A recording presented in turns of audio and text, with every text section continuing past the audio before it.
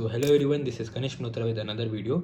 So guys, at the point of recording 2025 batch है उनका जनवरी attempt तो हो ही चुका है, उसके अलावा उनका 1 से 1.5 महीने बाद हो जाएगा अप्रैल अटैम्प्ट। तो इस पॉइंट में बहुत लोग कंफ्यूज रहते हैं कि उनको कौन सी रैंक पे बेस्ट ऑप्शन मिल जाएगा।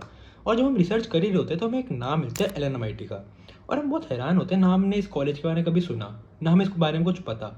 लेकिन इसके जो प्लेसमेंट सेट्स है वो इतने डिसेंट कैसे अगर हम कंपेयर करें बाकी प्राइवेट कॉलेजेस से। तो दैट्स वाई मैंने यहाँ पे 10 क्राइटेरियाज निकाले कि जिसके बेस में मैं आज बताऊंगा आपको LNMIT के बारे में, और आपको पता चलेगा LNMIT कहाँ स्टैंड करता है। एंड इसकी फ़ीस देखा जाए तो वैसे 30 लाख है, तो ये बिल्कुल कम नहीं, मतलब 30 लाख अगर देखा जाए बिट्स या फिर थापर के बराबर ही है। तो क्या ये यहाँ की जो फैसिलिटीज़ है आपको थापर या बिट्स लेवल की मिलेगी, या फिर ये बेटर भी है उनसे, मतलब जो लोअर NITs या फिर मिड NITs है उनसे कम्पीट करता है। तो फर्स्ट क्राइटेरिया है LNMIT की कॉलेज फीस।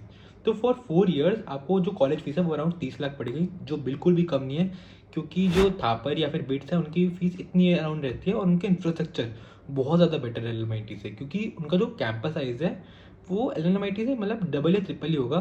तो और वहाँ पे जो फैसिलिटीज़ लाइक लाइब्रेरीज हो गई या फिर मेस हो गई या कैंटीन हो गई, वो भी बहुत ज़्यादा आपको अच्छी मिलेगी LNMIT से। तो अगर हम देखें फीस इतनी हाई क्यों LNMIT, क्योंकि अभी जो नए प्रोजेक्ट्स शुरू करे उन्होंने, मतलब इनका AI सेंटर बनाने का प्रोग्राम है, तो दैट्स वाई इन्होंने थोड़ी फीस बढ़ानी शुरू कर दी हर बैचेस की। तो मैं कहूँगा फीस वाइज तो यार कम्पीट नहीं करता बाकी कॉलेजेस की, क्योंकि जो आपको फैसिलिटी मिल रही है इंफ्रास्ट्रक्चर वाइज वो गवर्नमेंट से कम्पीट कर रही है, और जो आपकी एक्चुअल जो फीस है वो आप प्राइवेट कॉलेज से कम्पीट करते हो। तो दैट्स वाई फीस थोड़ा बहुत ज़्यादा ऊपर नीचे नहीं, बहुत ऊपर ही है। तो जो हमें गूगल पे सबसे ज़्यादा चीज़ LNMIT के बारे में सुनने को आती है वो है LNMIT का कोडिंग कल्चर बहुत ज़्यादा तगड़ा है। यहाँ पे GSOC निकलता है, यहाँ पे माइक्रोसॉफ्ट आता है, यहाँ पे गूगल आता है, गूगल इट इज़।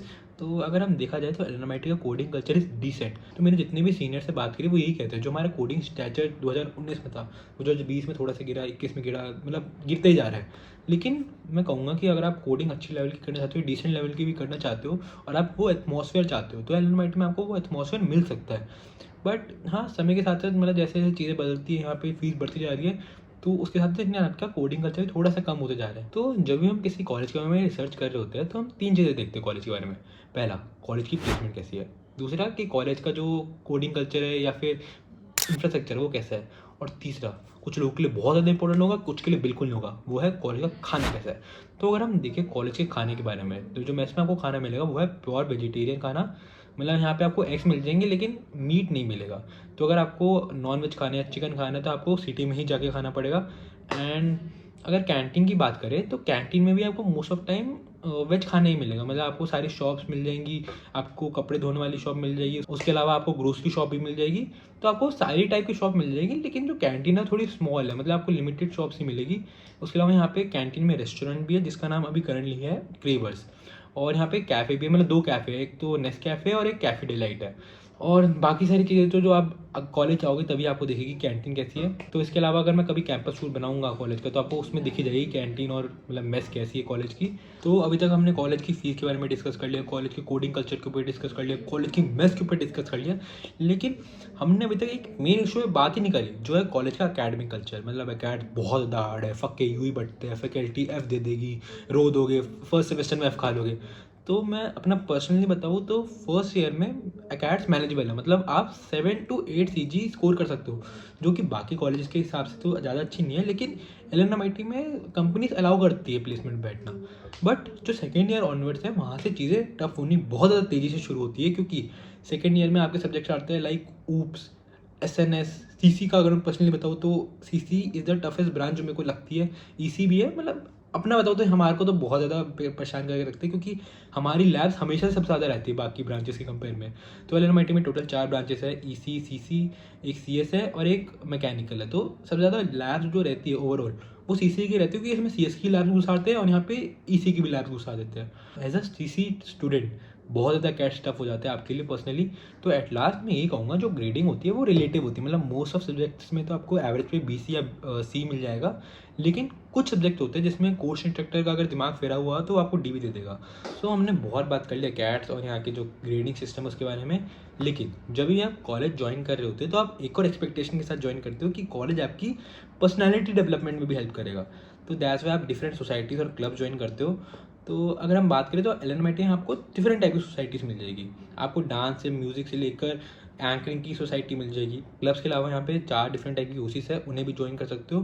तो पहली ओसी है वीओसी, जो विवासिटी, जो हमारा कल्चरल फेस्ट होता है उसे ऑर्गेनाइज करवाते हैं। दूसरा है हमारा डीओसी, जो हमारा स्पोर्ट्स फेस्ट ऑर्गेनाइज करवाते हैं। तीसरा पीओसी, जो हमारा प्लिंथ, जो हमारा टेक फेस्ट है उसे ऑर्गेनाइज करवाते हैं। और एक हमारा टीओसी, जिसमें मैं पर्सनली खुद था, वो टेडेक्स ऑर्गेनाइज करवाते हैं।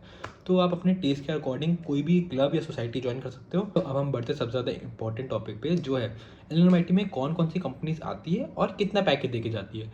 तो अगर कंपनीज के बारे में बात करें तो डिसेंट लेवल की कंपनीज आके डिसेंट लेवल का पैकेज आपको दे जाती है।